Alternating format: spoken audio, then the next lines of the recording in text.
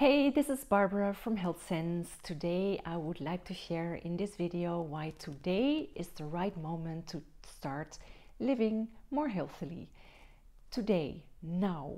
Why now? Because tomorrow is not the right time. The day after tomorrow is not the right time.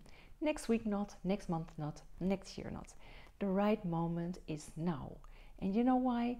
A lot of people, they suffer from, it's like perfection paralysis or something. They want to live more healthily when the time is right, when they feel right, when they have a clearer head, when it's gonna be spring, when they found someone to join them. You know, there's always a reason not to do it now.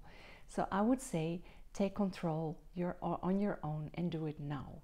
And it can be very small. It doesn't have to be perfect immediately. You can start with drinking 1 glass of water extra every day if you don't drink enough. Or you could take 1 spoon of extra vegetable on your plate a day. Or you could maybe, if you really don't eat fruit and vegetables, take a multivitamin. You know, do something. Start somewhere small and go from there.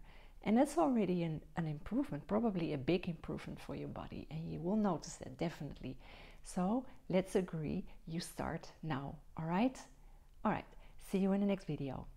Bye.